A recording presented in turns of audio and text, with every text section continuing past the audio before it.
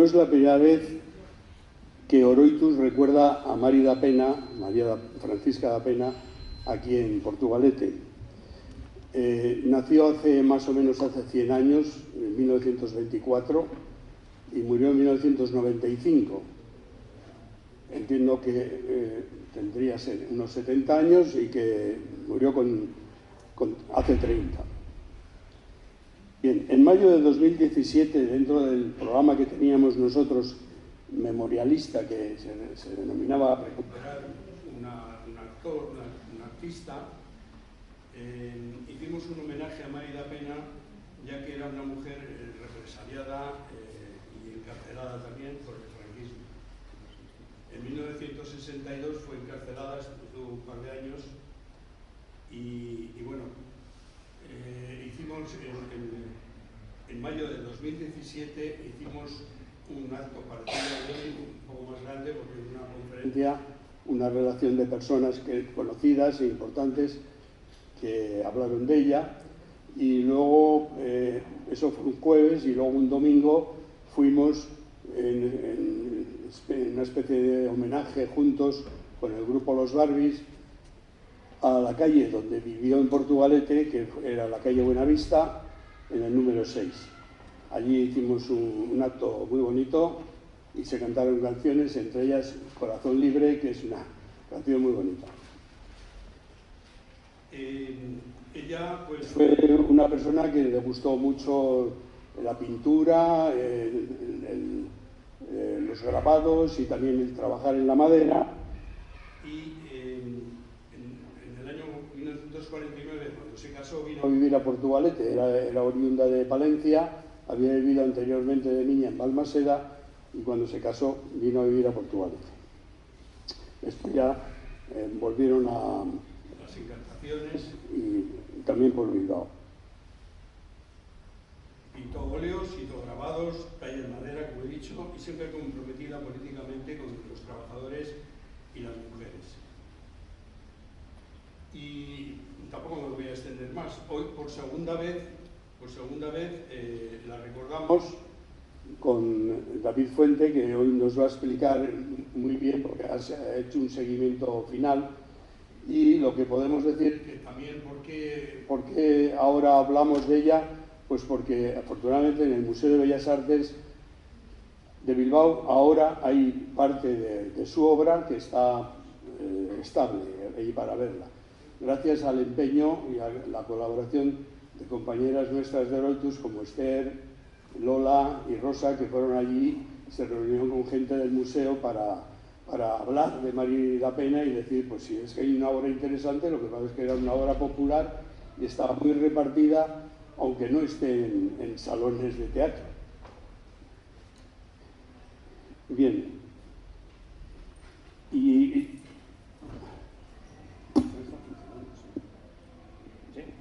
Sí, igual es que no lo acerco muy bien, ¿verdad? ¿Se me oía bien?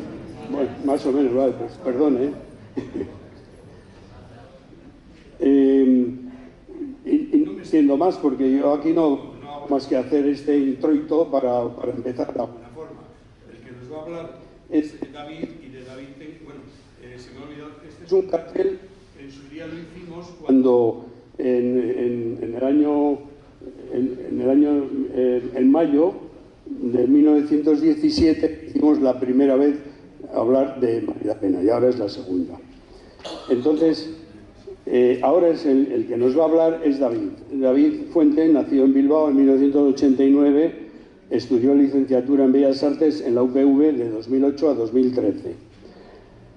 Pasó del interés inicial por la producción pictórica al interés por la antropología del arte, la sociología del arte y la historia del arte, es decir, que por la comprensión de los cambios que hay en el arte dependiendo de las personas.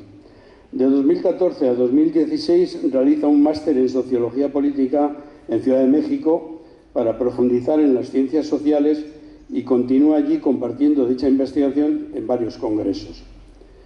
En 2018 publica en México una tesis en la que analiza el cómo y el por qué surgió la generación posterior a los muralistas mexicanos, la llamada La Ruptura, y que defendía un arte despolitizado frente a... Este legado era de Diego Rivera, de David Alfaro, de Frida Kahlo o el taller de gráfica popular.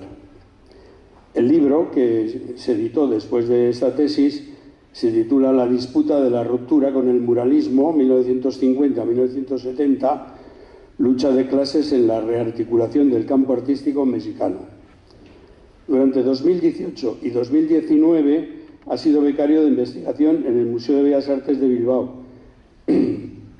Estudió del Grupo EMEN de la Escuela Vasca, formada en 1966, y donde participó María Francisca da Pena. En 2022 publica un texto sobre Palerdi, Zumeta y Valverde, 3 coyunturas de iniciación a la práctica artística, en el catálogo de la exposición realizada en el Museo Artium de Vitoria, titulada Un sitio para pensar, escuelas prácticas, educativas, experimentales de arte en el País Vasco 1957-1979. Ha publicado diversos artículos sobre arte y ciencias sociales y colaboración en grupos de estudio de la teoría marxista en la UPV de Leioa y de Sarrico. Y finalmente, pues, y es lo más próximo, editor del libro María Francisca da Pena, Guerra, autobiografía de un artista, cárcel, textos inéditos. Publicado por el Museo de Bellas Artes de Bilbao con el patrocinio de la BBK. Y al final, si alguien quiere decir algo, preguntar algo, hablar, se abrirá un tiempo con el micrófono, pues se le puede acercar a cualquiera que quiera. Y bueno, pues ya, David, cuando quieras puedes empezar. Apago esto para que no se mezcle y listo. Muy bien, pues muchas gracias por la presentación. Buenas tardes a todo el mundo.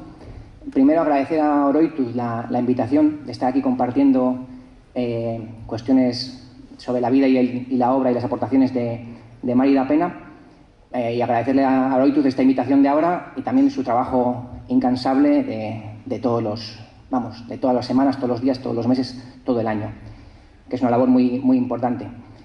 Hoy vamos a hablar mucho rato de da Pena, pero quería aprovechar para hacer una pequeña mención, ya que este año ha fallecido un compañero de Oroitus, José Luis Ontoria, que justamente su hijo es el que ha hecho el cartel tan bonito de esta presentación. Habrá que intentar que la presentación esté al nivel de este cartel, y que sin duda habrían sido los dos, si se hubiesen conocido, habrían sido compañeros porque estaban en la misma pelea, en la misma lucha. Lo que pasa es que cada uno estuvo en un lugar.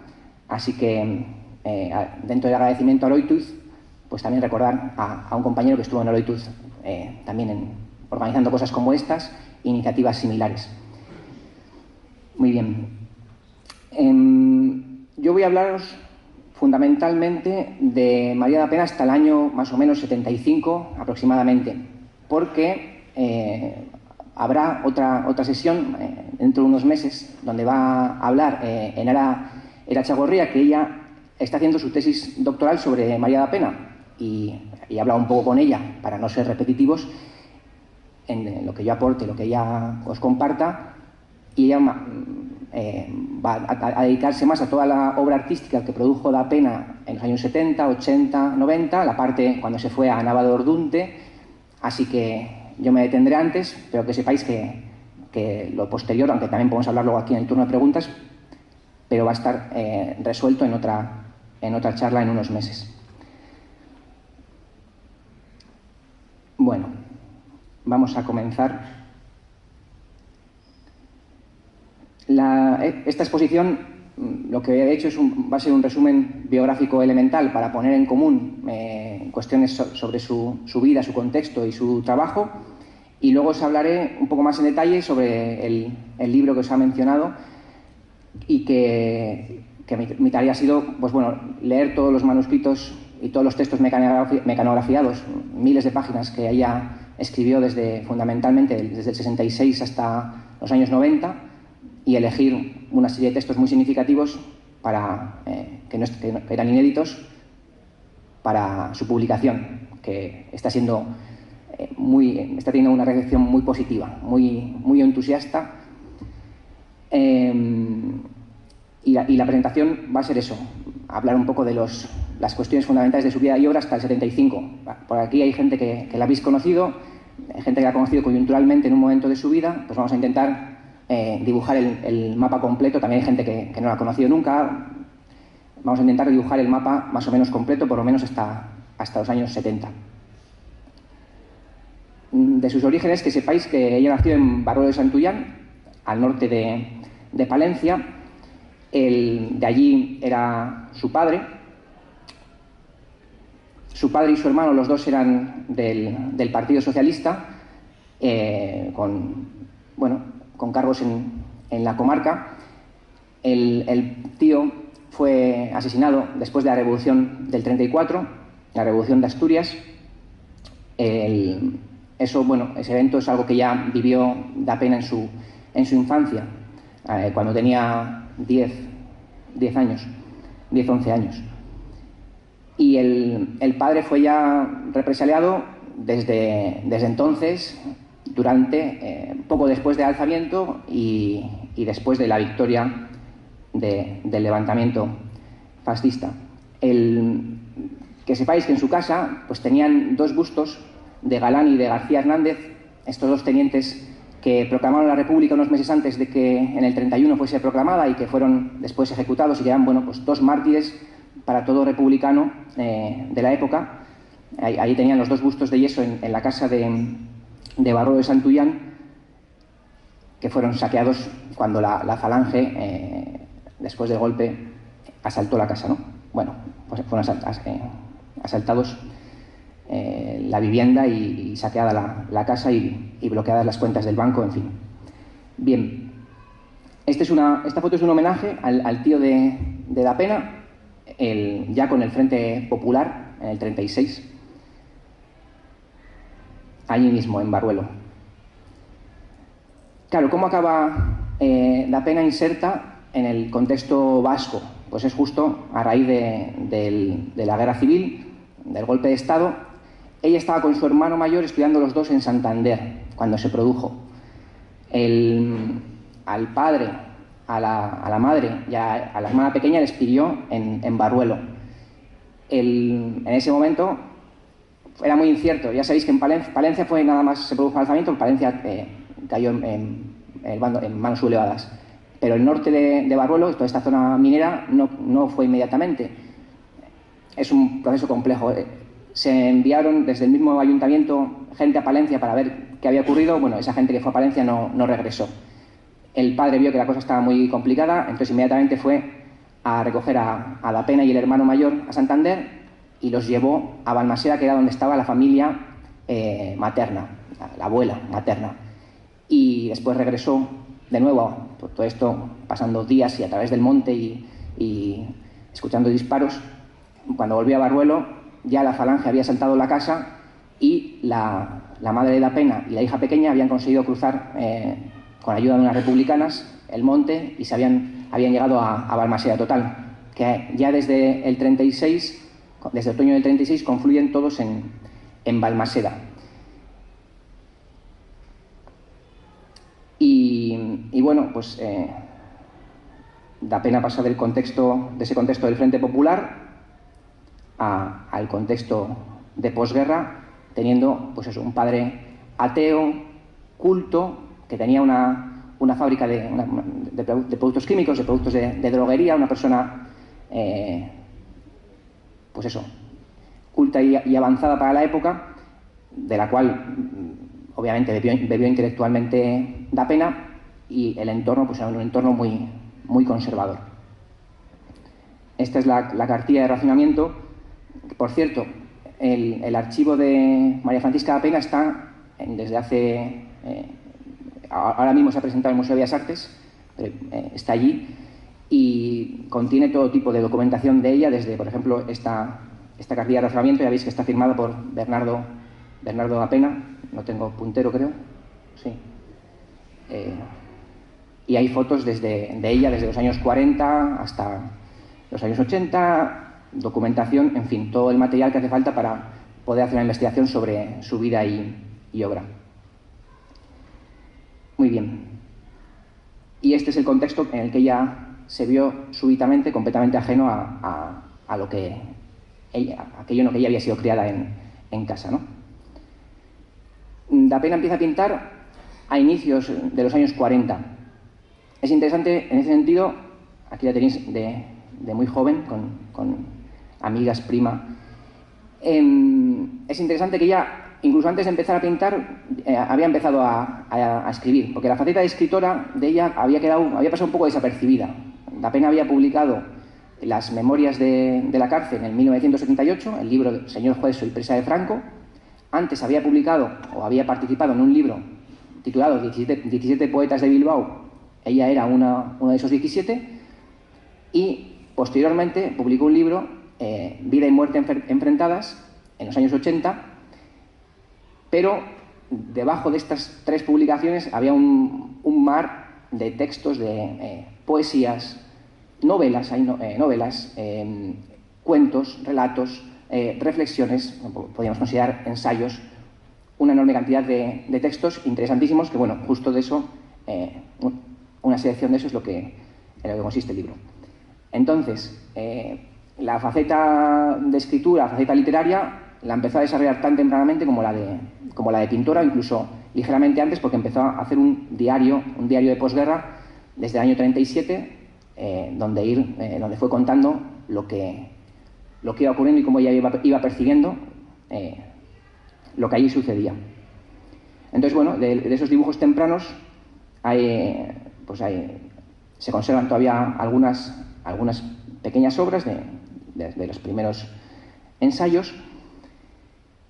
Y lo interesante, una cuestión interesante o bastante determinante en su formación artística, es que allí mismo en Balmaseda residía Roberto Rodet Villa, que era uno de los artistas vizcaínos, pues bueno, más relevantes en ese contexto. Ya sabéis que además en la posguerra, pues bueno, muchos se exiliaron, se fueron, y bueno, Roberto Rodet estaba allí, conocía las inquietudes de Da Pena y se ofreció a orientarla, a ayudarla a contribuir en su formación. Aquí tenéis un cuadro de él que está en el Museo de Bellas Artes de Bilbao. Y justo con Rodet es con quien fue por primera vez Da Pena al Museo de Bellas Artes de Bilbao y a empezar a conocer pues, las pinturas, sobre todo la pintura vasca, inmediatamente previa, ¿no? Los grandes pintores inmediatamente previos. Aurelio Arteta, de Yaeche, por ejemplo, que veréis que hay notas, hay referencias, hay ecos, ¿no? Bien. Y pues de finales de los 40, probablemente en esa confluencia con las enseñanzas de Rodet, con conocer el Museo de Bellas Artes, pues se ven otra serie de obras en las que se ve pues, un salto técnico, ¿no? Respecto a lo que se conserva a inicios de los años 40. Y bueno, es a finales de los años 40, cuando conoce a su pareja, a quien sería su pareja, Gonzalo Villate, Pepe para los amigos y la familia. También él había sido comunista, había estado en el batallón Meave, había sido represaliado, y a finales de los 40, precisamente, Da Pena sale a Francia por unos meses, ya embarazada, después de haberse casado con Villate a finales del 49. Salió una idea que estaba presente, era la de dejar el país. Esa idea la descartaron, no fue posible, y finalmente decidieron que lo mejor era quedarse en el país y luchar por un cambio. Y es justo cuando regresó de París, donde por supuesto estuvo en contacto con pintores, conoció el clima artístico parisino y también estuvo con exiliados republicanos, y al volver de París es cuando se afincaron en Portugalete, en la zona de Buenavista, y donde hicieron su vida hasta 1962, de 1950 a 1962. Y aquí es cuando Da Pena empezó, en los años 50, a introducirse en el contexto artístico del Gran Bilbao. Su casa se convirtió en un foco de reuniones, donde acudían allí pues, Agustín Ibarrola, Dionisio Blanco, Blas de Otero, o sea, todos los sectores de la intelectualidad, escritores, pintores, de más edad, de menos edad, jóvenes que empezaban a formarse. Adolfo Martín, que se hizo aquí una mesa redonda hace aproximadamente 3 años sobre él, pues era un joven pintor que a mediados de los 50 iba a casa de Da Pena a aprender un poco de técnicas, y a conversar, según dejan los testimonios de diferentes personas, a conversar de todo, no solamente de arte y de política, de la vida, cocinaban allí unas tortillas de patata y se quedaban hablando hasta la madrugada. Porque no había, en ese momento no había otra forma de formarse ni de informarse, más que a partir de los conocimientos que iba recibiendo cada uno, o de las revistas que se podían prestar unos a otros, y eso fue también uno de los factores que contribuyó a que en los años 50, en todo el Estado, se forman grupos. Era muy común en esa época, así como después sería muy poco común. En esa época era bastante común los grupos de intelectuales, los grupos de artistas, unidos temporalmente en torno a cierto propósito, cierta inquietud de muy diverso tipo, ¿no? En el grupo El Paso, luego hablaremos de los grupos de estampa popular. Esos grupos tuvieron muy diversas inquietudes, pero era un fenómeno interesante esa tendencia a la agrupación demandada por el propio contexto, por la propia forma de informarse y de formarse en la época. Bueno, pues ahí, Da Pena participó en la Segunda Bienal Hispanoamericana, y aquí tenéis algunos de los cuadros que hacía a inicios de los años 50, con un punto geometrizante que introdujo y luego se va viendo más. La primera exposición individual fue en 1955 en la Sala de Artesanía. Y bueno, este cuadro vais a ver por un recorte de prensa de la época, este de aquí, que fue uno de los que expuso cuando en 1955 Agustín Ibarrola, Ismael Fidalgo y ella hicieron unas exposiciones itinerantes por varios pueblos de Vizcaya, con la idea de llevar las obras artísticas más allá del Museo de Bellas Artes de Bilbao, donde acudía pues la burguesía citadina, y llevar las obras de arte al pueblo y trasladar también no solamente una inquietud de transformación y de interés cultural, sino también una inquietud de transformación social. En esa iniciativa de exposiciones por los grupos se fueron añadiendo también escritores, poetas, y es uno de los hitos, después de la larga posguerra, uno de esos primeros hitos de aparición de una intelectualidad de interés transformador, que aspira a superar el franquismo y que aglutina allí a gente joven. Pues son estas exposiciones de los grupos, estas exposiciones de los años 55-56. Ahí veis un cartel pintado probablemente por Ibarrola, exposición de pintura contemporánea. Un carnet de moto de ella, del año 58. Bueno, si uno sigue su biografía, pues evidentemente se nota que es una mujer activa, con iniciativa, sin complejos. Sus inquietudes artísticas en este momento eran muy plurales. Ella estaba asimilando, conociendo todo lo que se producía, ¿no? Desde lo que se había hecho se está haciendo en París, las exploraciones abstractas de los años 50, en fin. Y aquí tenéis una foto de una comida con gente de la Asociación Artística Vizcaína, que era una asociación que había sido muy importante durante la República y antes de la República, era donde se venían juntando los principales artistas vascos, y durante el franquismo, bueno, había decaído completamente, estaba controlada por sectores muy conservadores, y aquellos artistas artistas y poetas, donde también luego se incorporó Gabriel Aresti, Gabriel Celaya también, aunque no estuviese residiendo en Bilbao, pero cuando pasaba por Bilbao, cuando residía en Bilbao, estaba en este grupo de gente. Lo que trataron es de cambiar la dirección de esa Asociación Artística Vizcaína, Asociación de Artistas Vascos, y hacer iniciativas, publicaciones, hacer exposiciones de de perfiles no conservadores. Y bueno, pues un ejemplo es este libro que publicaron de 4 poetas de hoy, en el que había poemas, ahí están los autores. Vidal de Nicolás, por ejemplo, fue uno de esos que se incorporó a las exposiciones itinerantes del 55, que luego estuvo también tratando de transformar la Asociación Artística, la Asociación de Artistas Vascos.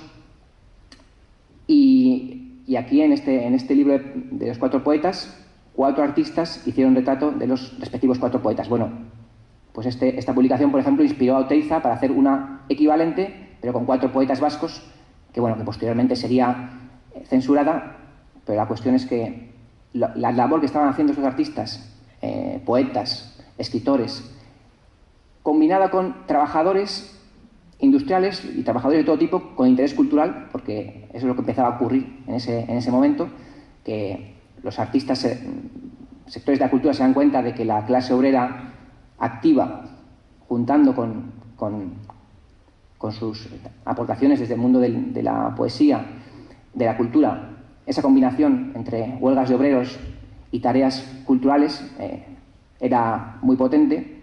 Pues en la Asociación Artística, en la Asociación de Artistas Vascos da pasos hacia adelante. Y uno de esos pasos, una de esas consecuencias es de todo este proceso que empieza a mediados de los 50, es el Grupo de Estampa Popular de Vizcaya.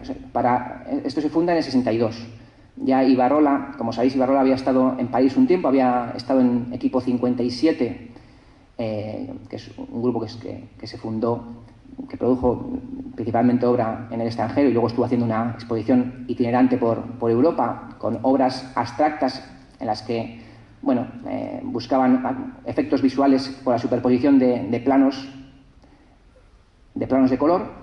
Bueno, pues Ibarrola dio un giro de esa exploración abstracta a las obras de estampa popular justo a inicios de los años 60, al conocer a Pepe Ortega, a José Ortega, que era, pues bueno, un importante grabador de aquella época, que además era miembro del Comité Central del Partido Comunista de España y que había sido uno de los que había redactado un manifiesto a favor del realismo y había sido fundador de Estampa Popular, ¿no? Entonces, esta tendencia que en Vizcaya identificamos en las exposiciones itinerantes, la Asociación de Artistas, y que luego deviene en Estampa Popular, pues no era solamente una cosa vizcaína, sino que está sucediendo por todo el Estado. Y la iniciativa de Estampa Popular ya había surgido en otros lugares, en Madrid, en Córdoba, en Sevilla, había agrupaciones y se funda entonces la de Vizcaya a tono con esto. Claro, cada una de esas agrupaciones tiene diferentes características, la que está compuesta por diferentes artistas y afrontan la idea de estampar grabados baratos para venderlos a precios populares y hacerlos llegar a más gente, y con problemáticas sociales. Todo eso se afronta de manera distinta por parte de cada artista y también por parte de cada grupo. En Vizcaya existía todo el mundo marino y todo el mundo industrial que no existía en otros lugares de España, ¿no? Entonces, esos grupos tienen cada uno su peculiaridad, y dentro de cada grupo también hay, cada artista tiene su peculiaridad. Que sepáis que se puede visitar, ahora mismo están expuestos junto con en una exposición conjunta de varios archivos que se han donado al Museo de Bellas Artes. En esa exposición se presentan unos grabados de Da Pena que corresponden a esta etapa. Los podéis ir a ver allí en persona, que va a ser mejor que la reproducción que yo os comparto aquí. Y es muy interesante porque además de estar pues casi una decena de grabados que permite hacerse una idea de cómo era su estilo, también están las planchas que ella grabó. Ya sabéis en qué consiste el grabado, ¿no? Que se hace con muchos materiales, madera o linóleo, era lo más común en aquel momento, una especie de goma, linóleo, muy fácil de grabar. Luego se entinta y se estampa el papel repetidas veces, ¿no? Pues están allí las planchas, que no es una cosa que sea siempre posible observar. Y bueno, pues aquí tenéis a unos arranchales, mineros. También es relevante destacar que Estampa Popular, ya sabéis que la historia del arte siempre tiene vínculos y apoyos y puntos de referencia, ¿no? Cuando nace Estampa Popular, 20 años antes, o incluso 30 años antes, había estado funcionando el taller de gráfica popular en México, ¿no? Que es el gran... la Revolución Mexicana, a nivel artístico, dio dos frutos. Los murales conocidos de Diego Rivera, de David Alfaro Siqueiros y de José Clemente Orozco, ¿no? Es la gran obra pública, y el otro efecto que tuvo es el taller de gráfica popular, la elaboración de grabados, también con temas campesinos, obreros, indígenas, contrarios al colonialismo, etc. Bueno, pues obviamente el taller de gráfica popular era un referente para los artistas de Estampa Popular de 30 años más tarde, bajo el franquismo. Y esta es una foto de Da Pena en el 62, probablemente en Madrid, justo antes de que fuese encarcelada. A Da Pena, bueno, la detuvieron a ella junto con Agustín Ibarrola, bueno, no a todos exactamente el mismo día, pero en las mismas semanas. Da Pena, su marido, Ibarrola, Vidal de Nicolás, no me va a salir el nombre ahora del que era el secretario político del EPK en el momento, Ramón Ormazábal, muchas gracias, porque Ramón Ormazábal estaba en su casa aquí en Portugalete, en Buenavista, y tanto Ibarrola como Da Pena estaban enviando información de cómo evolucionaban las huelgas a agencias de prensa extranjeras, y ya sabéis que el franquismo en ese momento, toda noticia de todo acontecimiento que estuviese ocurriendo en el Estado, si se publicase algo a lo externo, debía ser la versión oficial, ¿no? Pues una de las tareas del antifranquismo en la época era sacar información verídica de qué era lo que estaba ocurriendo en el país. Bueno, pues Da Pena fue detenida junto con su marido. Allí fueron torturados Ibarrola, el marido de Da Pena. Da Pena, en ese sentido, tuvo suerte. Y fueron sentenciados por un tribunal militar, y Da Pena estuvo en la cárcel durante 2 años. De esa época, claro, tanto ella conservó muchas cartas que recibía de su familia en prisión, como la familia conservó muchas cartas que le enviaba desde la cárcel Da Pena. Bueno, pues eso se conserva en el archivo. Claro, son cartas que están autocensuradas por 2 razones fundamentales. Una, porque la carta pasaba la censura de la cárcel al entrar y al salir. O sea, si se ponía ahí algo, se le reprendió si en alguna ocasión en la que se enviaban algún tipo de queja, o si Da Pena era demasiado explícita en cuestiones negativas de la cárcel, pues también se la reprendía. Se les podía castigar prohibiéndoles enviar la carta de la semana, lo que implicaba que la familia estaba 2 semanas sin recibir noticias, o 3 semanas o las que fuesen. Y por otro lado, las 2 partes trataban de evitar preocupación a la otra. Ni Da Pena quería preocupar a sus padres, ni sus padres querían preocupar. Total, que desde el punto de vista historiográfico, a la hora de conocer las condiciones de la cárcel, ni las cartas ni las fotos que hay, todo eso tiene un componente de edulcoración. Pues son las fotos que envía una hija a su familia tratando de salir lo mejor posible, alegremente en la cárcel, ¿no?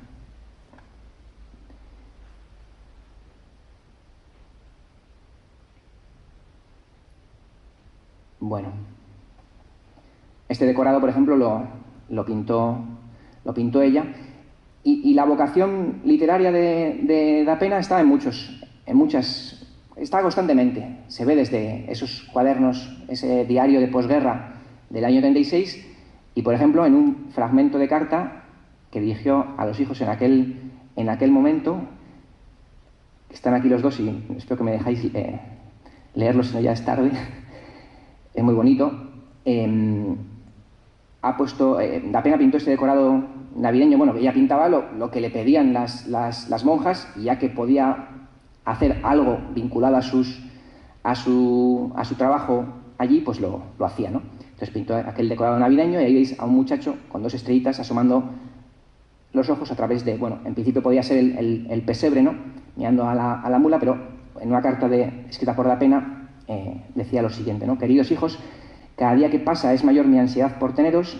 De noche miro a las estrellas desde mi cama como punto de referencia para nuestras almas y deseo acariciar la humedad del mar en vuestros cuerpos, secaros con mis besos calientes, hablaros de más estrellas a las que cuento mis esperanzas y a las que pido que os vigilen con sus ojos brillantes.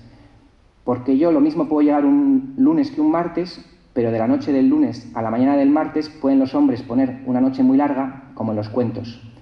Pero aún llegaré a tiempo para caminar por nuestra niebla, rompiéndola con vuestra sonrisa, cogidas vuestras manos a mis manos.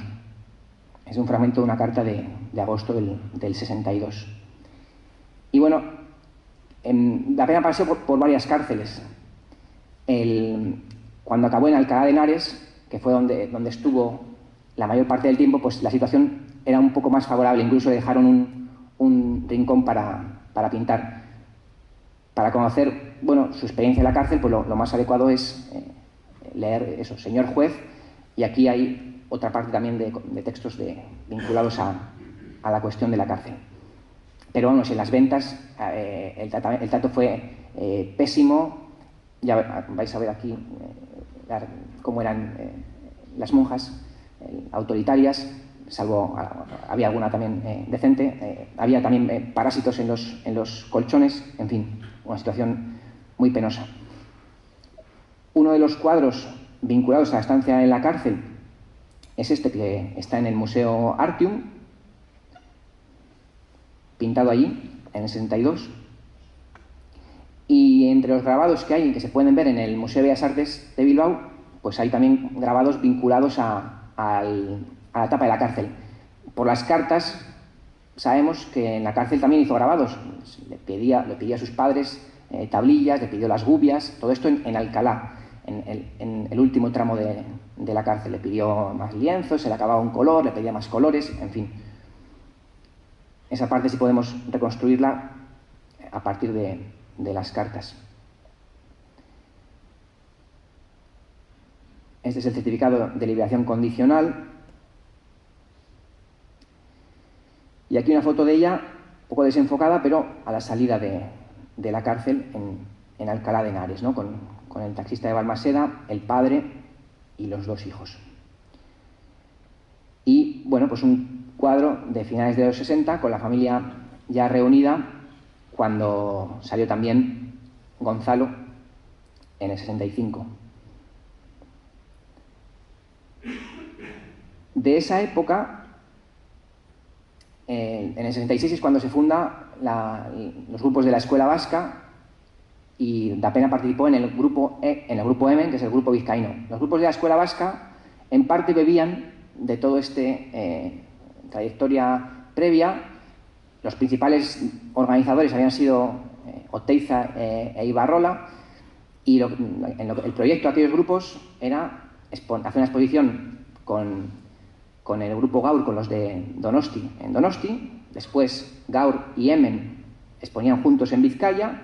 Después guipúchis y vizcaínos acudían a Vitoria, exponían también con Orain, y luego todos juntos en Pamplona expondrían con el grupo Danok de Pamplona, ¿no?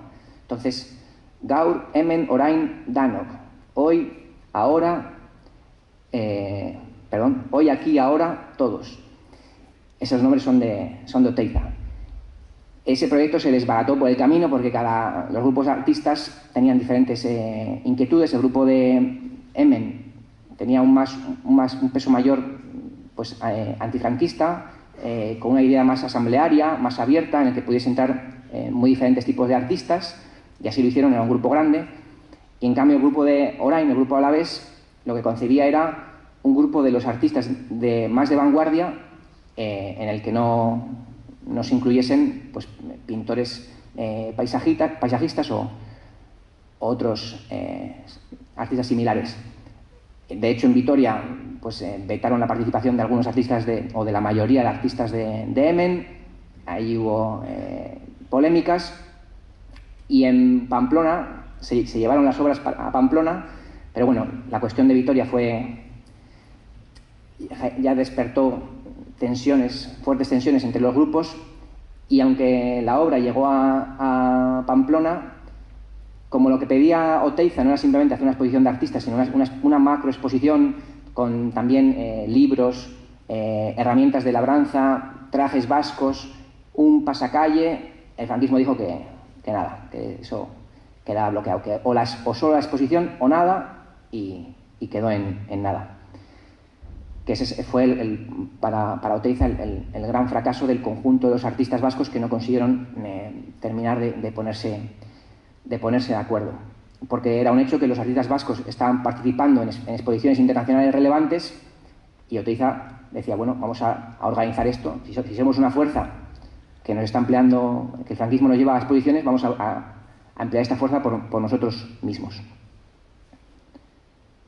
Bueno, aquí está Da Pena con Dos Santos, un portugués con el que también colaboró haciendo algunos grabados. Este en concreto para unas publicaciones de poesía que publicaba Dos Santos en Portugal. Aquí la tenéis pintando el cuadro del Artium. Y bueno, después al salir de la cárcel en el 64, ya no regresó a Portugalete. Después de ahí se mudaron a Santurce, y a partir del 65 hay ya muchas exposiciones de Da Pena. No empezó a pintar inmediatamente al salir de la cárcel porque había muchos problemas que resolver, pero ya pronto después empezó a producir mucho y a exponer prácticamente cada año, cada 2 años, hasta los años 70.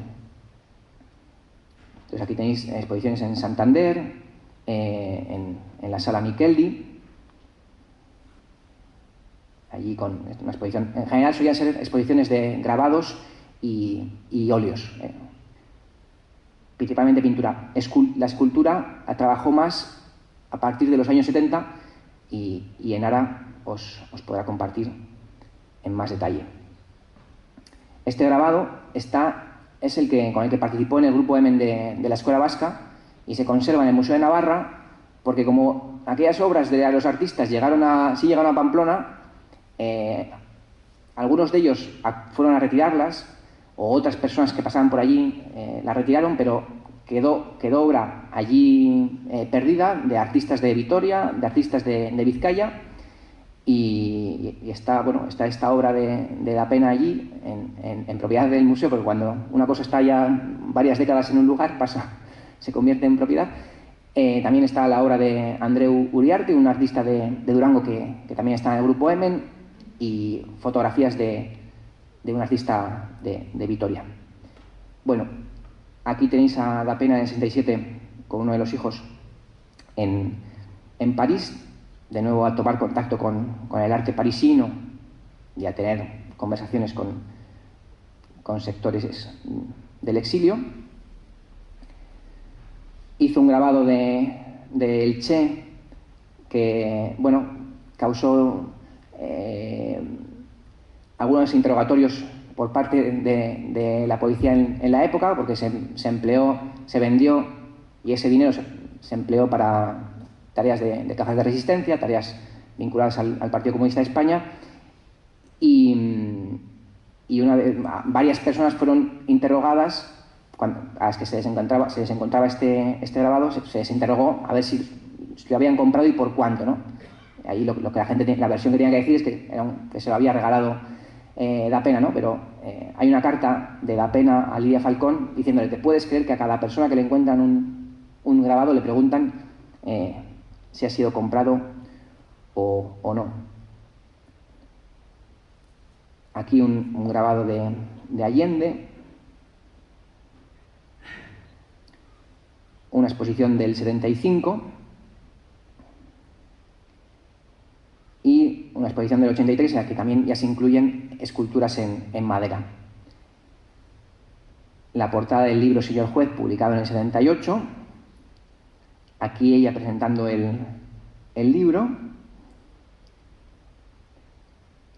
aquí ella ya en Balmaseda, pero de esta etapa, como ya os digo, ya va a hablar. Lo único que diría es que después de el momento de la cárcel.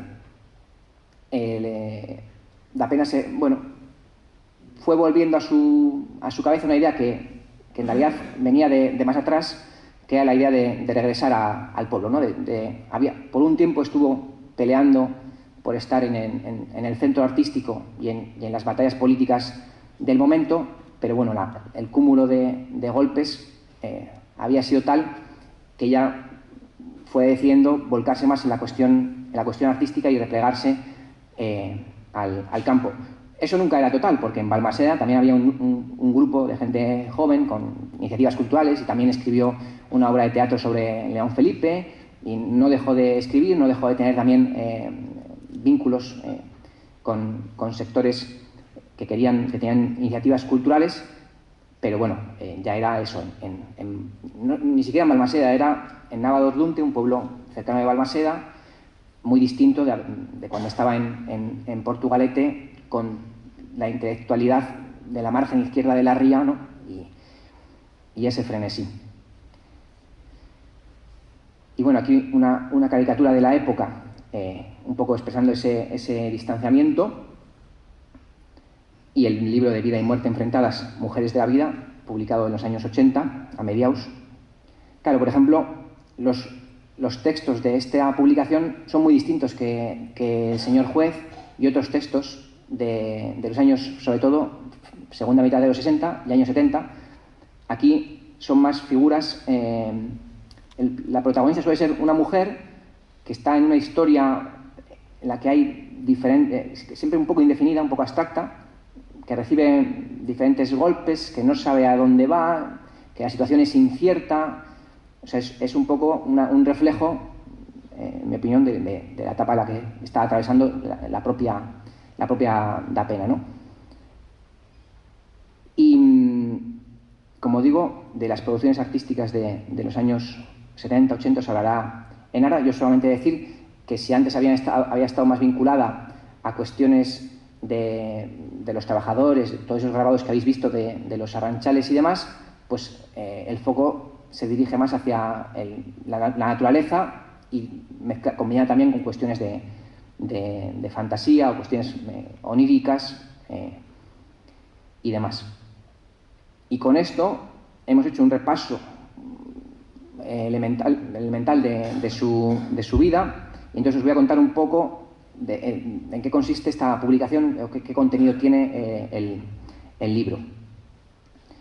El libro no es un texto unitario que existiese entre los documentos de Da Pena. Es una compilación de textos de diferente origen y formato, ¿no? Hay manuscritos cortos, manuscritos largos, alguna carta, textos mecanografiados de una sola página, un texto de una sola hoja, o un texto mecanografiado de 50 páginas, del cual ya tenía ella varias versiones previas y lo había ido reelaborando y depurando, ¿no?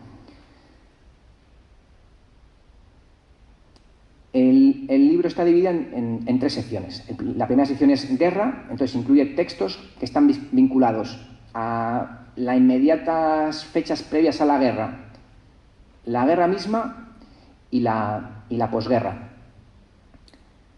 Entonces, por ejemplo, un texto que está incluido es esta página mecanografiada, en la que ella dice que a los 7 años de nacer tenía ya su bando, porque a ella le preocupaba, bueno, que veía que los mineros no veían, entraban, en cuanto salía el sol entraban a la mina y cuando estaba el sol metiéndose salían de ella. Entonces ahí la preocupación por la situación de los trabajadores desde muy pequeña, que esto lo vivió ella en Barruelo. Por ejemplo, de un cuaderno del 67 hay un relato sobre un bombardeo en Balmaseda, que os voy a leer un fragmentito. Dice así: la metralla arremetía contra la última mañana de Izquierda Republicana, los corazones se encogían, no se encontraba un alma. Mi madre había dicho, si vienen los fascistas, que vengan, aquí nos encontrarán juntos. Entre tanto, la familia rezaba y rezaba. No creía en el poder de la metralla, tampoco que Dios la enviaba.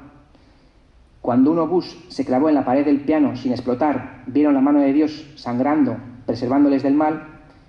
Yo entonces rezaba lo mío, que no entren, Dios de fuerza y saber, pero entraron y una bomba, una sola, estalló en un pequeño río y mató a 2 familias.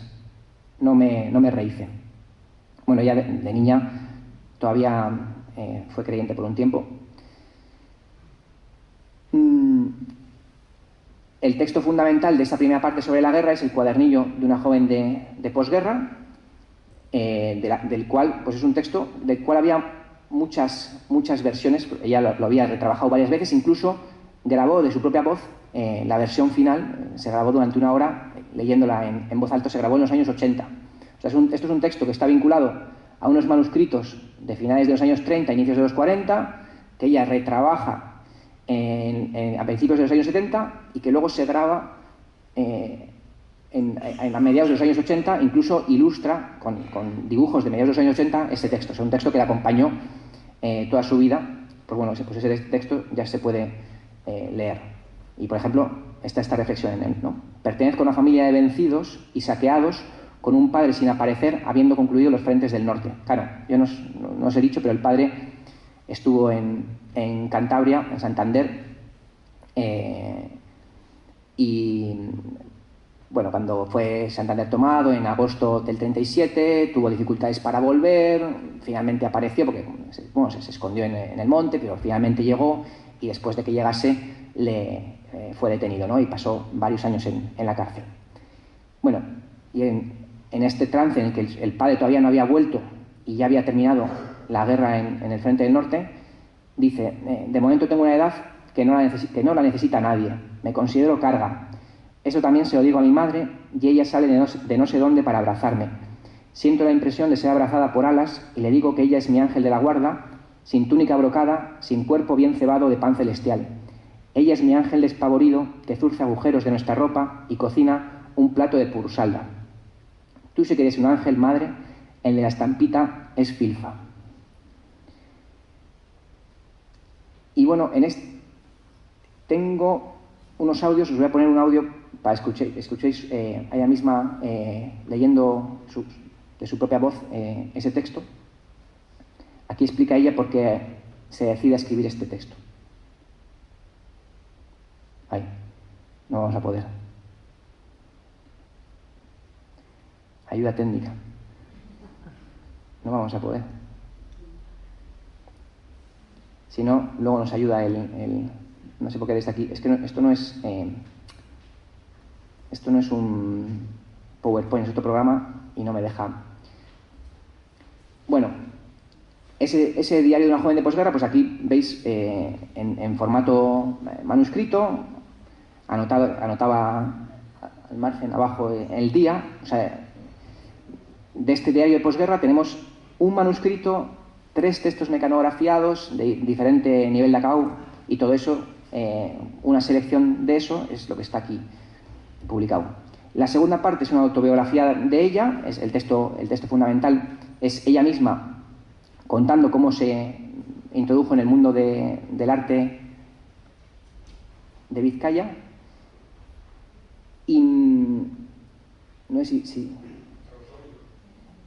podemos. Es que como no es un... ni siquiera me deja ir para atrás en este punto. Pues... sí.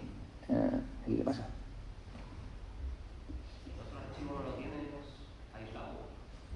El archivo no, recortado no. Aquí no hay... Es que está abierto con otro programa. No hay... El PowerPoint no está aquí, ¿no? No tenemos otro... PowerPoint tienes, si tienes que dar a clic con, elegido la aplicación abajo y tienes aquí. Pues no sale aquí. Bueno, si no lo busco luego en el ordenador, en mi portátil. Eso, pero a ver, ¿el tema cuál es? ¿Lo tienes dentro de lo que es la sección de diapositivas? Eso es. Vale. ¿Y sabes cuál es? ¿Lo tienes numerado igual? Digo, porque puedes escribir abajo cuál es y te lleva directamente al archivo. No sé cuál es. ¿Dónde es ahí? O sea, lo que yo tengo aquí en la propia presentación, que no sé por qué no me deja ir para atrás ahora. Tienes o bien abajo, o si no tienes que meterte en modo presente, en pasar diapositivas y darle a pasar. A ver.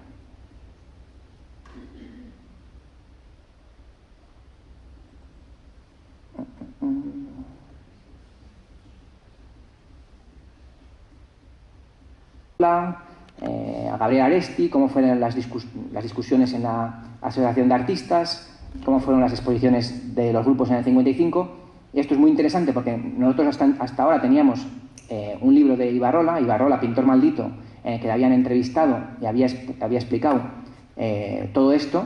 Bueno, pues ahora tenemos otra exposición de la misma cuestión y que nos permite entender el clima artístico vizcaíno de la década de los años 50 y de los años 60. Es más corto que el libro de Ibarrola, pero es también exhaustivo y muy fresco, en primera persona. Y ahí decía, pues, por ejemplo, esto siguiente, ¿no? Te quiero decir, según voy contando, que cada uno que conocía me impresionaba, que no me encontraba méritos para que me estimaran, que poco a poco llegué a colocarles en la categoría de hermanos. Eres joven, no puedes comprenderlo, sin embargo, nada me pesa. Hubiera deseado poder ayudar a todos, porque el cariño, ya lo ves, aunque se manifieste, no da nada. Claro, y si te digo que he repartido mi comida y a veces mi dinero, no es decir tampoco. Ellos también lo hacían. Nuestras casas se abrían y los cajones no tenían llaves, las puertas sin pasadores. Permanecían en mi casa en mi ausencia. No hace falta que te lo jure, puedes creerlo. Una bella república. A mí el matrimonio me unió a ellos, pero a muchos de ellos el matrimonio les separó definitivamente. Entonces, bueno, es un relato de ella. Hay también un par de cartas, o bueno, una carta escrita a Rodet Villa cuando salió de la cárcel, después un manuscrito que escribió cuando falleció Rodet Villa, su maestro, ¿no? Muere mi maestro de pintura. Y en el apartado de la cárcel lo que hay son, bueno, por ejemplo, esto era un papel que había dejado ella junto a sus textos mecanografiados sobre la cárcel, donde explicaba en qué consistía ese mecanografiado, ¿no? Pues bueno, pues este texto, por ejemplo, ha quedado introducido como una introducción a los propios textos carcelarios. Todo esto está explicado en la nota editorial, porque pues bueno, es un puzzle, en la nota editorial está explicado toda la construcción del puzzle. Y en esa cuestión de la cárcel hay también 5 entrevistas que hizo en primera persona a mujeres compañeras, presas comunes, porque ya lo más que estuvo fue con presas comunes, así como Ibarrola estuvo en lo que llamaron la cárcel de Burgos, porque se reunían allí, estaban concentrados, el franquismo había concentrado allí a todos los presos políticos y la mayoría de ellos eran comunistas, y el Partido Comunista tenía allí incluso un comité local y células, varias células, tenía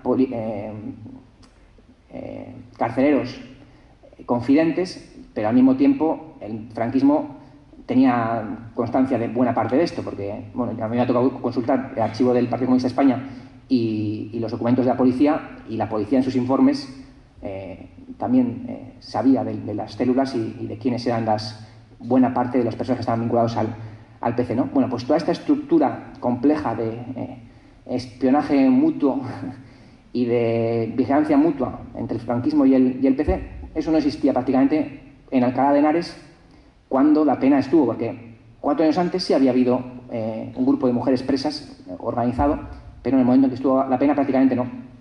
Entonces, bueno, su situación fue, en ese sentido, cambió mucho.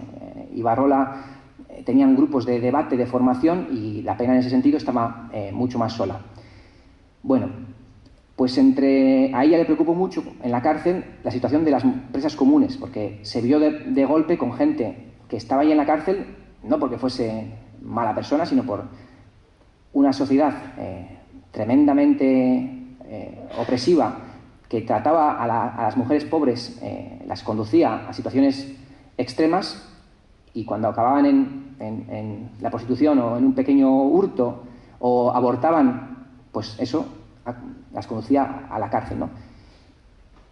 Bueno, pues por eso hizo 5 entrevistas a 5 presas comunes, y son 5 entrevistas muy muy duras. Por ejemplo, una es a Asunción y ella misma en primera persona cuenta, ¿no? Dice: no recuerdo a mis padres, los tíos me dijeron, tu padre ha muerto y tu madre sabe Dios.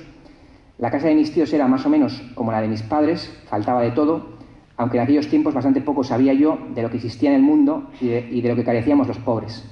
Sabía que éramos muy pobres, eso sí, mi tío albañil y mi tía lavandera. Trabajaban los dos en la finca de unos ricos, muy ricos, que tenían muchas vacas, cerdos y 2 parejas de bueyes, mucha tierra, colmenas y una casa grande donde se comía cocido y pan todos los días. Tenían 2 hijos, uno pequeño, de Mantos, que yo lo cuidaba con mucho miedo, no podía con él. Yo tenía 15 años cuando mi tío me abrió el vestido para ver mis pechos, crecidos en poco tiempo. Me asusté y pasé una noche entera fuera de casa, dormí en una cabaña abandonada. Al día siguiente, cuando aparecí, mi tía me dio la gran paliza y me llamó puta y quiso saber con quién había pasado la noche. Bueno, son 5 historias de vida en primera persona, breves, muy duras, que recuerdan la situación de los protagonistas de Los Santos Inocentes, o incluso peores, ¿no? Y el último texto, o incluso el más largo del libro, es El diario corto de un penal, que es funciona como una obra de teatro. Es un conjunto de diálogos en los que no aparece quién es la persona que habla, pero en general se deduce. No hay prácticamente ninguna explicación del entorno, solamente al inicio se dice algo sobre la cárcel, un parrafito, y después es puro diálogo, prácticamente una obra de teatro. Y pues os he traído un fragmentillo para que veáis. Claro, aquí se combinan muchas cosas. Se combina la dureza de la cárcel, situaciones en las que aparecen esas mujeres que venían de una situación terrible, pero también la búsqueda de la rebeldía, el choque contra las monjas, ciertos insultos. Entonces hay momentos de risa, momentos de pelea, momentos de sumisión total, momentos de recibir golpes. Y bueno, esto es un ejemplo, ¿no? Dice: doña Leonor, la mandanta no me deja subir a la sala. Y le responde: tiene órdenes de no dejar subir a nadie. Vaya a su taller. No debe haber una mujer por el patio ni en los retretes. Pero doña Leonor, necesito una compresa. Vaya al taller, se la llevará la mandanta. No puedo esperar, compréndalo. Eche un vistazo a mis piernas. Venga al servicio de funcionaria. Hoy me la cargo yo. Doña Leonor, no me cuente nada si no quiere, pero esto no había ocurrido nunca. Lávese deprisa y tenga 2 compresas. Yo misma la acompañaré al taller. ¿Tan grave es? ¿He hecho algo? Dígamelo, seré discreta. No es nada contra usted ni contra ninguna reclusa. Todo lo contrario. Hoy es fiesta en Alcalá y los músicos se han empeñado en ofrecer a las presas un pasodoble por el patio, como un pasacalle. Las monjas se han opuesto. El capellán, el director y el administrador concedieron de palabra permiso a los músicos y las monjas se han enojado tanto que han amenazado con denunciarlo. ¿Pero no manda el director? Oficialmente sí, pero ellas, ay, no me tire de la lengua. Vamos, entre, tengo que cerrarlas, no lo comente, ¿acaso podemos pasar sin que las mujeres lo adviertan? Bueno, toda esta conflictividad entre pues, un médico decente que se preocupa por las presas o el administrador que en aquel momento también era una persona con un mínimo de preocupación por las presas, en contraste con algunas monjas terribles, pues está expuesto en...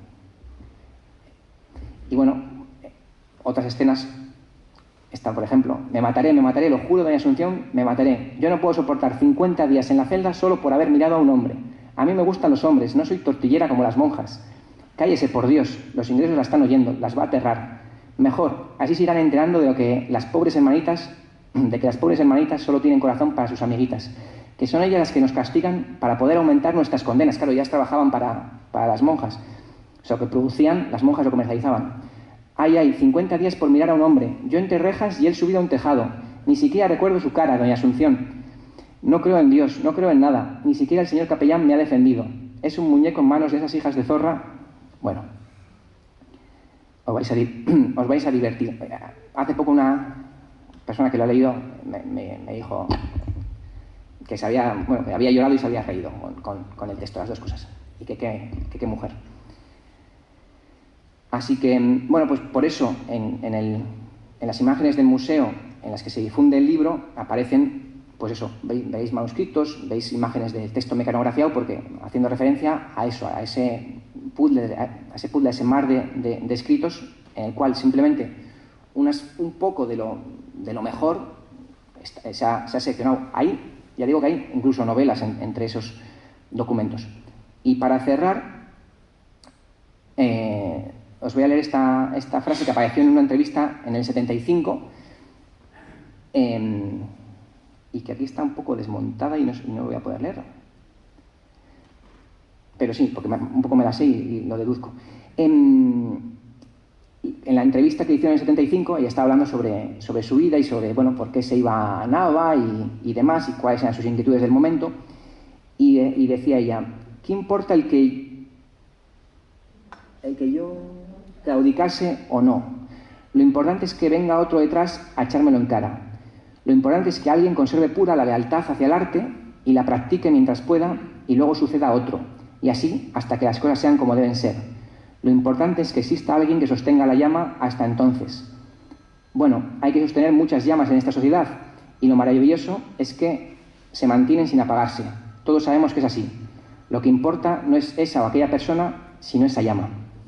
Así que nada, yo creo que Oroituz mantiene esta llama del legado de Da Pena y de toda la lucha antifranquista, y con eso cerramos por mi parte y hablamos de lo que queráis, o también si queréis compartir que la haya conocido o tenga alguna cuestión que compartirnos sobre ella, pues yo también estaré muy interesado en escucharos.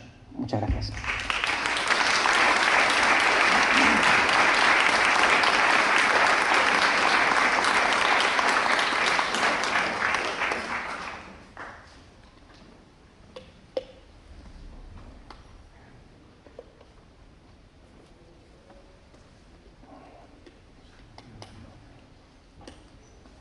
Mira, cuando se anunció la conferencia esta, hoy mismo, esta tarde, me he acordado de otro pintor que conocía algo de su obra, conocía un poco de su biografía, y sé que fue un gran retratista, y tanto por lo que sé de la biografía como por la personalidad de dos retratos que están firmados por él, pues me ha parecido que quizá tenía bastante que ver con María Da Pena, ideológicamente, históricamente y tal.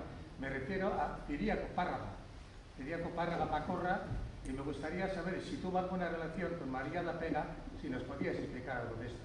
Sí, Ciriaco Párraga era un pintor comunista, también vinculado al PC, él y su mujer también. Y Tellito, ¿no? Es la mujer. No lo sé, perdona. Sí. Se ha escrito una biografía de él hace no mucho por un hijo suyo, está muy bien. Y sí tuvieron relación. De hecho, había quien le achacaba a Da Pena que su maestro era Ciriaco para ligarla solamente al mundo comunista, ¿no? Y en la carta que le escribe a Rodet Villa le dice, la policía me preguntaba, me insistía en que a ver si mi maestro era Ciriaco, y yo le dije que mi maestro eras tú, ¿no? Le decía a Rodet Villa. Entonces, sí tuvieron relación. Eso sí, no tengo ninguna cosa más relevante que compartir, que sí, que se conocieron mucho.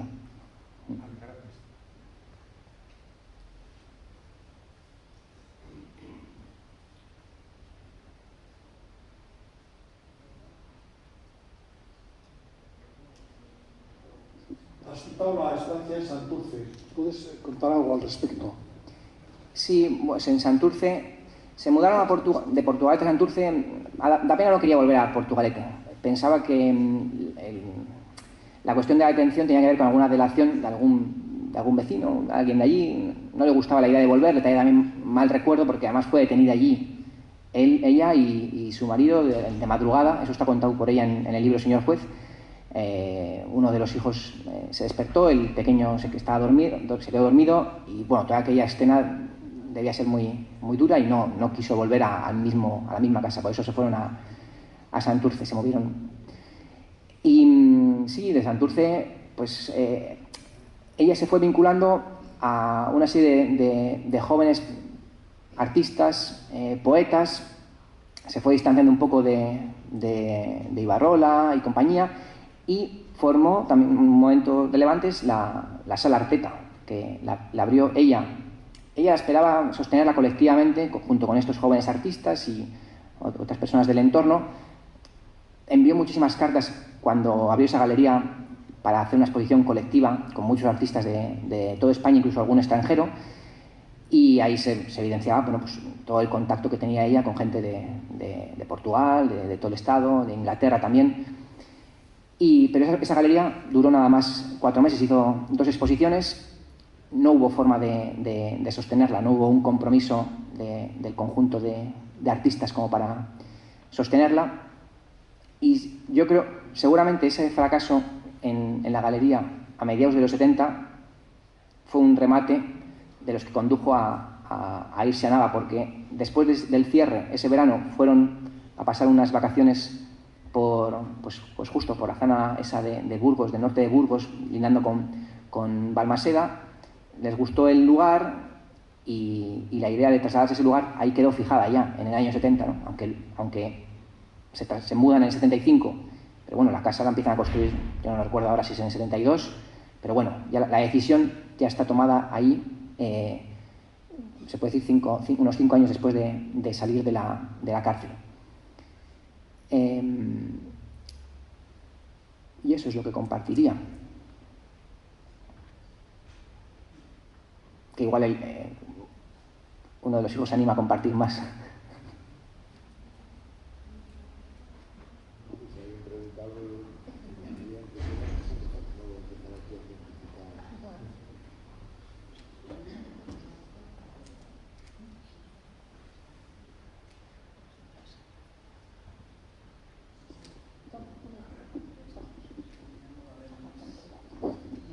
De las exposiciones que realizaron con el Grupo de Estampa Popular, que recorrieron diferentes municipios en la zona, ¿podrías citar nombres de participantes y los municipios que recorrieron durante el tiempo que duró esa experiencia?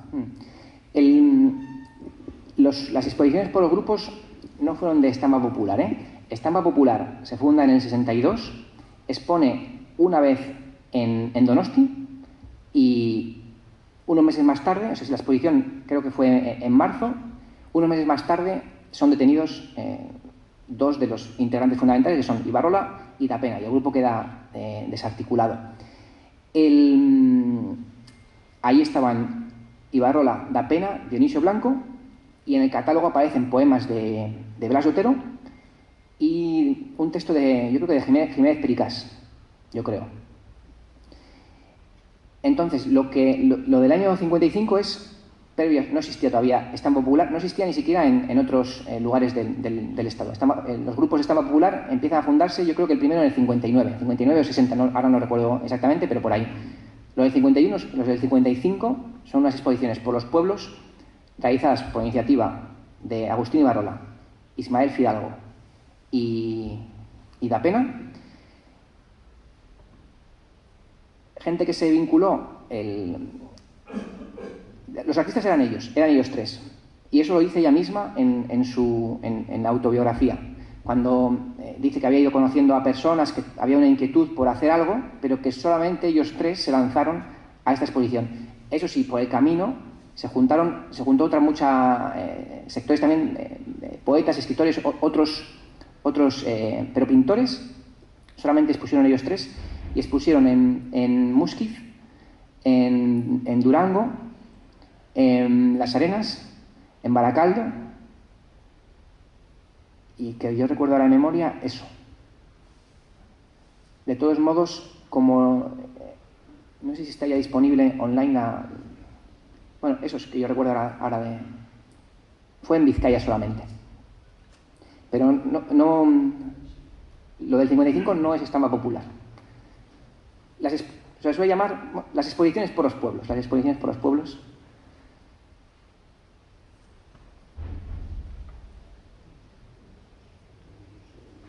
Y esas exposiciones, otra cosa que las diferencia de Estampa Popular es que Estampa Popular eran justo estampas, eran grabados. Esas exposiciones eran predominantemente óleos.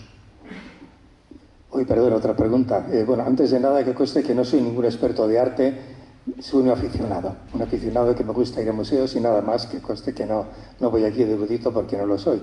Pero sí quería también comentar otra cosa que sí que has dicho. Tú has mencionado el grupo El Paso. Entonces, bueno, por lo que yo he visto, veo que por una parte pues hay, digamos, un carácter coetáneo, es decir, el grupo El Paso pues también en los años 60 anda por ahí, está Da Pena, está Dionisio Blanco, está Agustín Ibarrola, etcétera, ¿no? Entonces, por lo poco que sé, pues por una parte te das cuenta de que el grupo de pintores, sobre todo el que has mencionado tú, militantes comunistas o con una conciencia social revolucionaria, etcétera, ¿no? Pues cultivan un estilo figurativo, digamos, de estilo social, más o menos figurativo, igual un poco menos Ibarrola y un poco más otros, ¿no? Pero bueno. Y sin embargo, el grupo del Paso parece que el adelanto de vanguardia que han realizado ellos ha sido más relativo al estilo, porque la mayoría del grupo El Paso cultiva un arte abstracto, no cultiva arte figurativo, ¿no? Entonces, igual, había quizá en esa época una cierta controversia entre por qué se trabajaba un estilo y por qué el otro, y en virtud de qué, y con relación o con el objetivo este con el otro. Sí, o sea, de los años 50 y 60 hay un debate con muchos textos sobre la cuestión del realismo y sobre cuál es el papel del arte en la sociedad. Si el papel es la exploración estética, exclusivamente la exploración estética, o si el artista, además de un explorador estético, es algo más en el marco de la sociedad. Y Da Pena diría que el artista es un ciudadano. Y ya tenía preocupaciones de exploración pictórica y a nivel y literaria, pero al mismo tiempo vinculadas a la sociedad y a los problemas de la sociedad. Entonces hay muchos textos sobre cómo es incluso sobre cómo debe ser el realismo, cómo puede ser. El realismo debe mostrar simplemente la realidad tal cual es, reflejar los problemas, o debe expresar la situación de tal forma que muestre una salida, una solución. O sea, que no muestre solamente al obrero padeciendo, sino al obrero organizado, porque el obrero organizado puede cambiar la situación. Incluso dentro del realismo había un debate sobre cuál es realmente, si estamos de acuerdo en que el arte tiene algún tipo de relación con los problemas sociales y debe de algún modo vincularse a ellos, ¿cómo hacemos eso para que sea eficaz? Incluso debates también sobre los precios, a qué precio tenemos que vender las obras, que eso también lo trata Da Pena. Entonces, y había una clara posición entre los artistas antifranquistas realistas, una oposición clara a lo que se llamaban pues, los esteticistas, pijos snob, los artistas de la burguesía, los artistas de salón, de galería, ¿no? Ese debate era fuerte. De hecho, en el archivo del PC se conserva una historia del arte vasco que escribieron los que fueron detenidos junto con Ibarrola también. Esa no está publicada, viene a ser como 40 o 50 páginas, y ahí tienes otra explicación del arte vasco de la época desde ese punto de vista. Y te explican, bueno, pues algunas galerías de Bilbao, cómo estaban vinculadas a la burguesía bilbaína, a la burguesía del régimen, y allí había artistas exponiendo pues exploraciones abstractas que no querían meterse en ningún tipo de problema que pudiese acarrear problemas mayores, ¿no? Y estos artistas estaban en una posición completamente distinta, padeciendo continuamente o exponiéndose no solamente obras, sino exponiéndose ellos con su trabajo. Entonces, es un hecho, era una gran polémica del momento. Y la otra polémica es también, bueno, si como exploradores estéticos vamos a dejar que el franquismo nos absorba y nos lleve a bienales y se presente como un régimen moderno, avanzado, a la última estéticamente, abstracto y por tanto moderno, o vamos a intentar perjudicarle en la mayor medida posible en este sentido, ¿no? Que no emplee el arte para legitimarse. Es un debate. El debate en torno al realismo recorre los años, la segunda mitad de los 50, los 60 y los 70.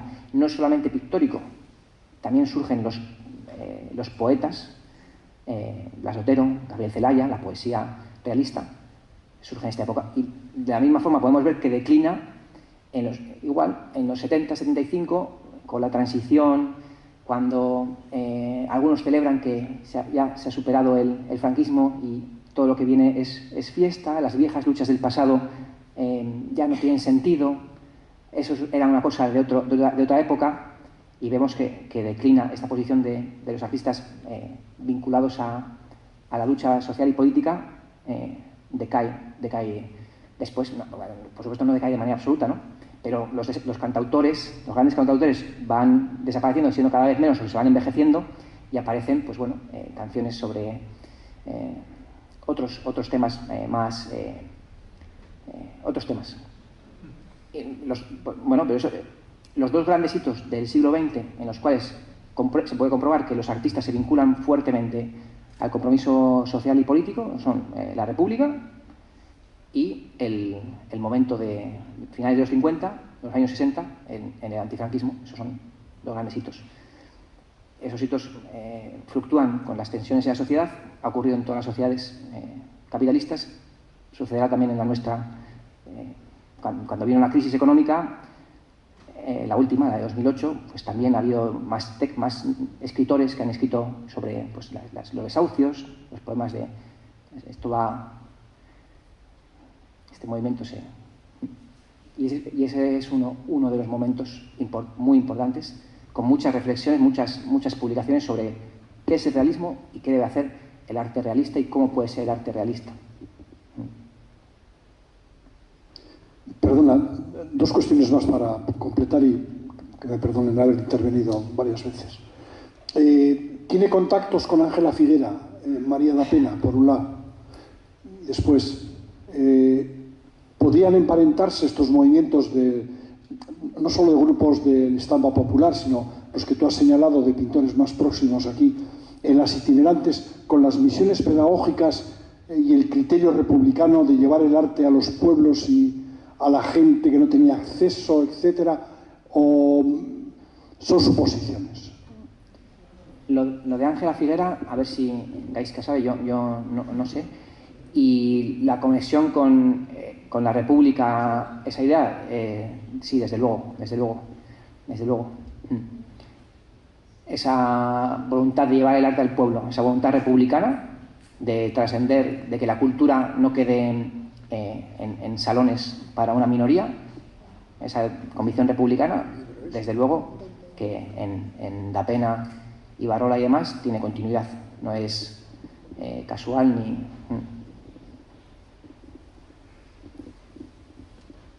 ¿Lo de Ángela Figuera? Sí, yo quería preguntarte ¿por qué crees tú que se fue María Francisca da Pena, que me gusta el segundo nombre, Francisca, porque lo pone con K?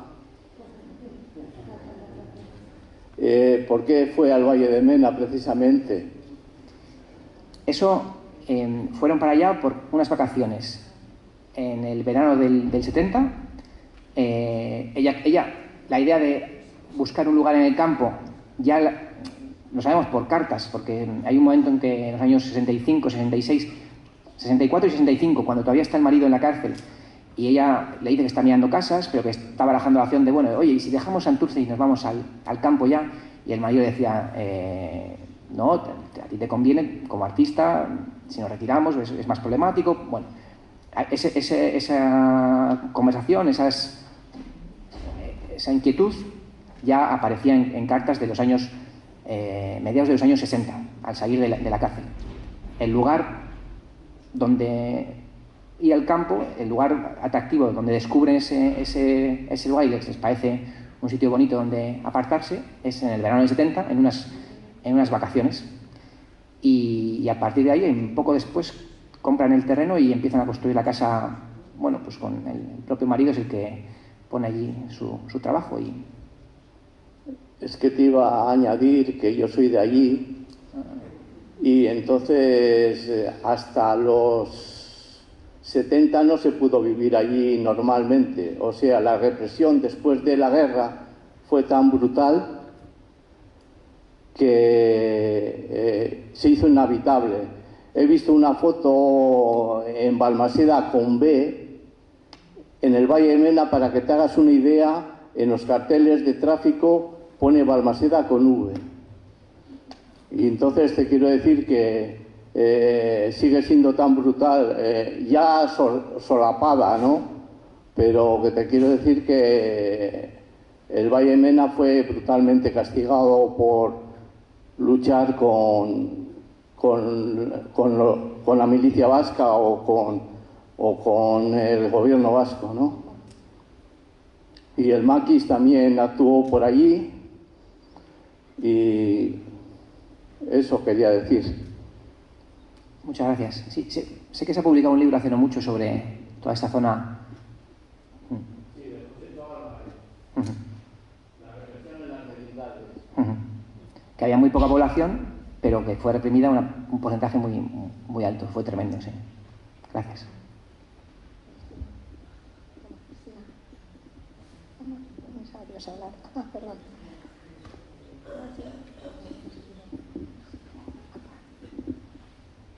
Hola, David.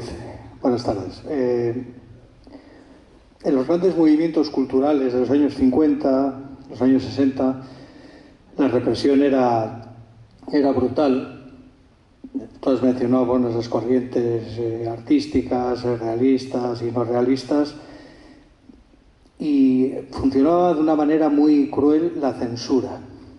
¿Cómo afectó? ¿Hay algún texto que...? Porque claro, funcionaba la censura, y precisamente para no tener problemas con la censura funcionaba la autocensura. Entonces los propios artistas, eso se ve muy claramente en otra gran manifestación cultural que es muy popular, como es el cine, donde los propios guionistas y los directores se autocensuran precisamente para no tener problemas, porque además la censura tenía un carácter muy arbitrario. Muchas veces eran curas los que la ejercían, y tenía un carácter absolutamente arbitrario.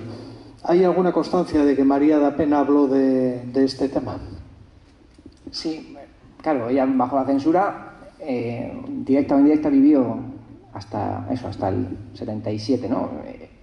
Señor Juez se publica en el 78, justo por eso. Se había publicado justo antes el libro de Lidia Falcón, unos meses antes, y el de Eva Forest, y, claro, ahí se abren las compuertas, ¿no?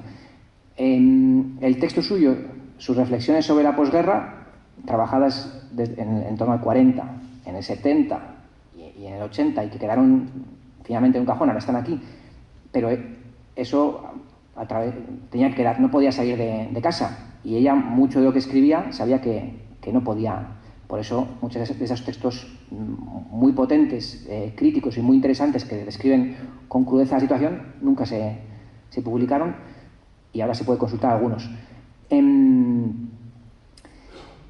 Ella, en las cartas de la cárcel, también lo padeció esto. Y no recuerdo ahora si...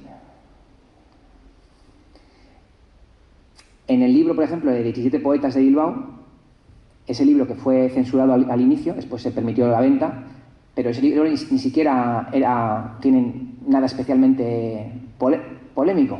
Es un libro, simplemente no es seguidista con el franquismo y con el catolicismo, pero no es un libro netamente crítico.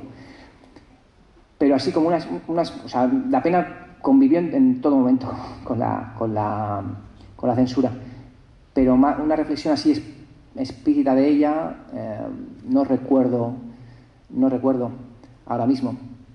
También es verdad que en los cuadros que pintaban en la cárcel no podían pintar cualquier cosa, no podían tampoco pintar situaciones de padecimiento en la cárcel. Ibarrola pintaba cuadros oficiales en la cárcel, y los extraoficiales salían de la cárcel por la organización clandestina del PC. Entonces fue una constante de ellos. No hicieron un ensayo, pero era el mundo en el que se movían. Ese era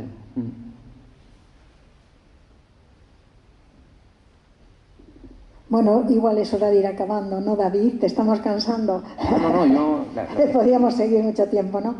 Yo sí quería comentar a la gente de Portugalete, de los alrededores que nos han visitado, que visitando el asilo de Portugalete, en el hall, hay dos grandes murales que son de la primera época, que bueno, son tipo, vamos a decir, idealización del caserío y y del mundo del mar, y que son dignos de ver. También tiene obra en madera, talla y eso en la capilla y tal. Bueno, pues que igual es una artista que la teníamos aquí cerca y que mucha gente pues era desconocida. Y bueno, pues yo creo que esta labor que hacemos de divulgación pues tiene un sentido y bueno, pues animamos a seguir en la tarea, a seguir investigando y a ir trayendo más cosas también.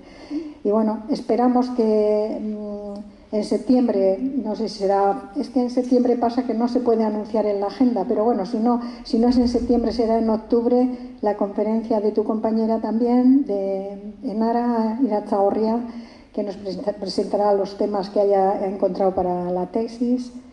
Y luego pues tenemos también la próxima cita es el día 20, que es sobre los orfanatos del franquismo, que es un tema que no habíamos tratado y bueno, pues también puede ser interesante y estar atentos porque eso sí está ya en la agenda. Muy bien. Bueno, pues si no hay alguna palabra más, si queréis aportar algo más, pues agradecer la asistencia, agradecer también a la corporación que nos apoya y bueno, nosotros estamos intentando a ver si desde el ayuntamiento hay algún reconocimiento institucional para María Pena. Y bueno, tenemos noticias, pero no podemos decir nada. Ya podemos seguir. Muy bien. Pues gracias. Vale.